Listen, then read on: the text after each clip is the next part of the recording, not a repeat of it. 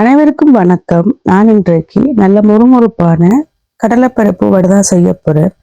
இந்த வடையை நீங்க மாலை நேர சுற்றுண்டியாக செய்து சாப்பிடலாம். அவ்வளோ சூப்பரா இருக்கும். ஒரு பிளேண்டியோட இந்த மழை காலத்துக்கு சுட சுட பிளேண்டியும் சுட சுட அந்த வடையும் செய்து சாப்பிடக்கூட அவ்வளோ நல்லா இருக்கும். எல்லாரும் வீட்டே மதியமா கடலைப்பருப்பு இருக்கும். கடைகளை வாங்காம நீங்க வீட்டுல நான் சொல்ற மாதிரி இந்த ரெசிபி நீங்க செய்து பாருங்க. இப்போ வாங்க வீடியோக்குள்ள போகலாம். இந்த கடலைப்பருப்பு வடை செய்யறதுக்கு கடலைப்பருப்பு எடுத்து ஒரு 2 மணி நேரம் ஊற வச்சிடலாம். இது ஒரு 200 கிராம் கடலைப்பருப்பு இருக்கும். 2 மணி நேரம் ஊற வச்சு எடுக்கலாம். பாருங்க, உடைச்சி பார்த்தோம்னா ரெண்டா உடனே உடப்படும். அப்ப அந்த அளவுக்கு இருந்தா போதும். கூட நேரம் நம்ம ஊற விட்டோம்னா அந்த கடலை வடை வந்து முறுமுறுப்பா வராது.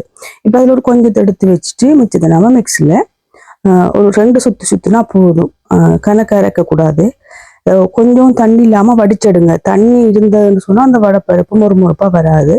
தண்ணியில் நல்லா வடிச்சு எடுத்துட்டு ஒரு மிக்ஸில போட்டு ஒரு 2 சுத்து சுத்தினீங்கன்னா போதும். கூட அரைக்கக்கூடாது. ஒரு கொஞ்சம் கொர கொரப்பா அரைச்சு எடுத்துக்கொள்ளுங்க. இப்ப நான் அரைச்சு எடுத்துட்டு காட்டுறேன். பாருங்க, இந்த அளவுக்கு அரைச்சா போதும். இப்ப அரைச்செடுத்த வடைப்பருப்பை ஒரு பாத்திரத்துல மாத்தி எடுத்துக்கொள்ளணும். நான் 2 தரம் போட்டு எடுத்தேன் மிக்சியில.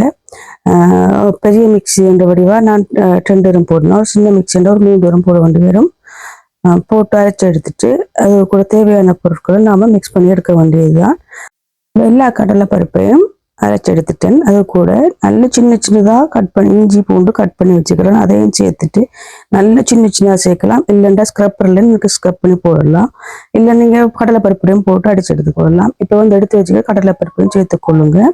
அதோட சேர்த்து பச்சை மிளகாயை நல்லா சின்ன சின்னதாக கட் பண்ணி எடுத்துருக்கிறேன். நமக்கு எந்த அளவுக்கு உரைப்பு தேவை அந்த அளவுக்கு எடுத்துக்கொள்ள வேண்டியதுதான்.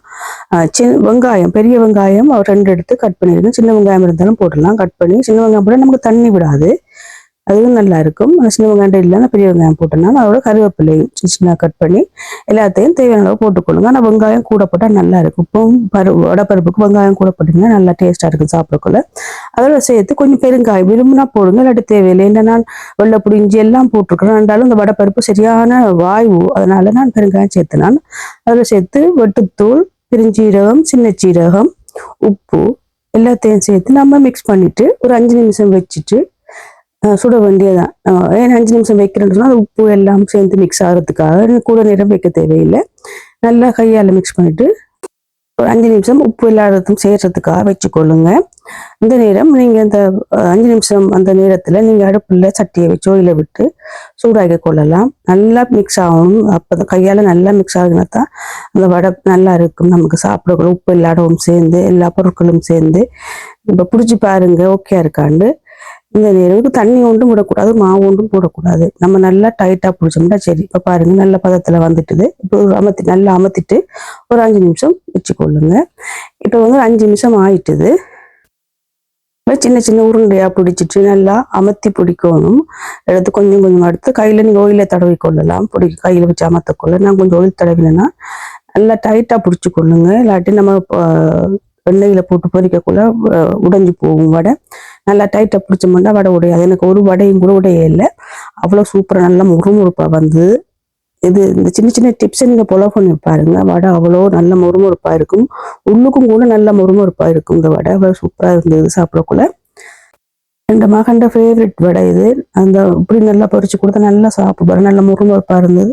இந்த முறை வடை சாப்பிட்டாரு என்று அவ்வளோ சூப்பரா வந்துச்சு இந்த வடை. உள்ளுக்கு நல்ல முறுமுறுப்பா இருக்கு. சில நேரத்துல உள்ளுக்கும் அவியாம கொஞ்சம் இது மாதிரி இருக்கும். ஆனா இந்த நான் சொல்ற முறையெல்லாம் செய்து பார்த்தீங்கன்னா உள்ளுக்கும் கூட நல்ல முறுமுறுப்பா இருக்கும்.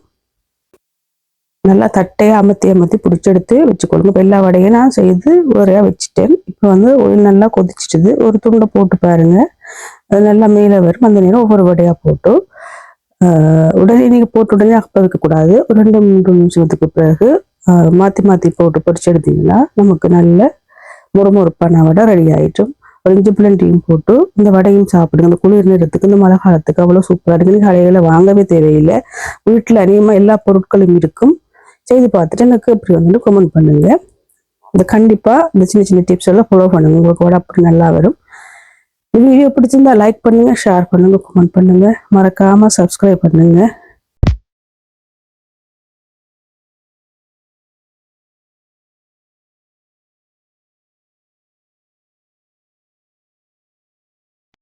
இப்போ பார்த்தீங்கன்னா தெரியும் வடை நல்லா பொரிஞ்சிட்டுது, நல்ல கோல்டன் ப்ரௌன் கலருக்கு வரணும்.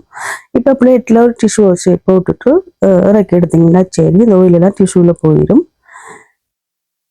அப்படி சூப்பரான வடையை செய்து பாருங்க, பார்த்துட்டு எப்படின்னு சொல்லுங்க. நன்றி, வணக்கம். அடுத்த வீடியோவில் சந்திப்போம்.